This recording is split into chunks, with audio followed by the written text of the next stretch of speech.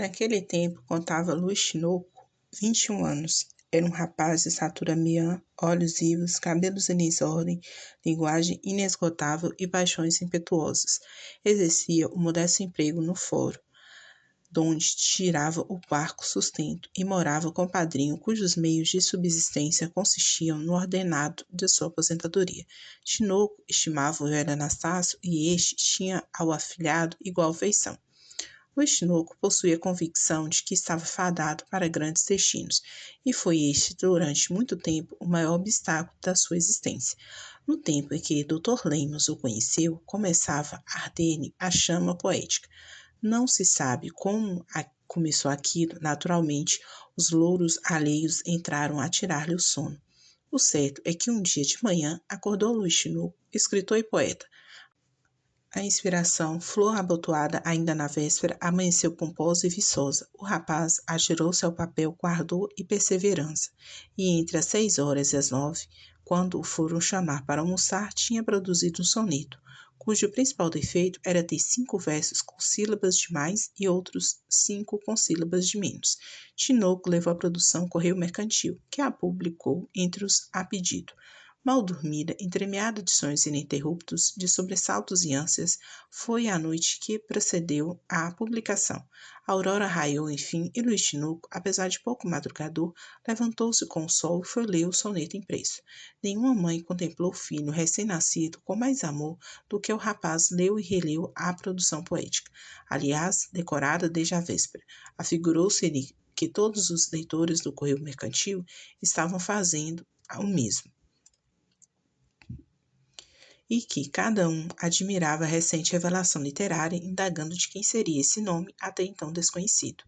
Não dormiu sobre os louros imaginários. Daí a 2 dias, nova composição, e desta vez saiu uma longa ode sentimental, em que o poeta se queixava à lua do desprezo em que o deixara a amada, e já entrevia no futuro a morte melancólica de Gilbert. Não podendo fazer despesas, alcançou, por intermédio de um amigo, que a poesia fosse impressa de graça, motivo este que retardou a publicação por alguns dias. Luiz Tinoco tragou a custo a demora. Não sei se chegou a suspeitar de inveja os redatores do Correio Mercantil. A poesia saiu, enfim, e tal contentamento produziu no poeta que foi logo fazer ao padrinho uma grande revelação. Leu hoje o Correio Mercantil, meu padrinho? Perguntou ele. Homem, tu sabes que eu só lia os jornais no tempo em que era empregado efetivo.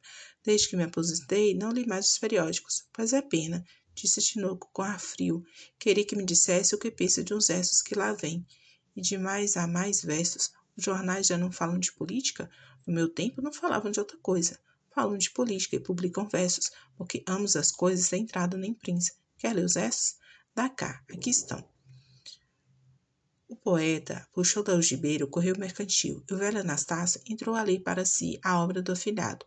Com os olhos pregados no padrinho, Luiz Tinoco parecia querer adivinhar as impressões que produziam nele os seus elevados conceitos, metrificados com todas as liberdades possíveis de consoante.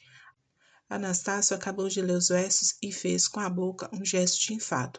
Isso não tem graça, disse ele ao afilhado estupefato. Que diabo tem a lua com a indiferença dessa moça? É que vim aqui à morte desse estrangeiro? Luiz Tinoco teve vontade de descompor o padrinho, mas limitou-se a tirar os cabelos para trás e a dizer com supremo desdém: são coisas de poesia que nem todos entendem. Esses versos sem graça são meus. Teus? Perguntou Anastácio no cúmulo do espanto. Sim, senhor. Pois tu fazes versos? Assim dizem. Mas quem te ensinou a fazer versos? Isso não se aprende, traz-se do berço. Anastácio leu outra vez os versos, e só então reparou na assinatura do afilhado. Não havia que duvidar, o rapaz dera em poeta. Para o velho aposentado, era isso uma grande desgraça. Esse, a ideia de mendicidade. Tinha-lhe pintado Camões e Bocage, que eram os nomes literários que ele conhecia, como 2 improvisadores de esquina, espreitando sonetos em troca de algumas moedas, dormindo nos adros das igrejas e comendo nas cocheiras das casas grandes.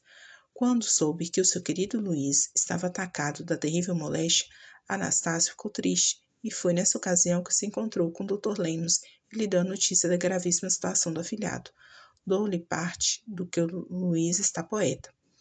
Sim, por quê? Perguntou-lhe o Dr. Lemos, e o que lhe saiu poeta? Não me importa se saiu mal ou bom. O que sei é que é a maior desgraça que lhe podia acontecer, porque isso de poesia não dá nada de si. Tenho medo que deixe o emprego e fique aí pelas esquinas a falar à lua cercado de moleques.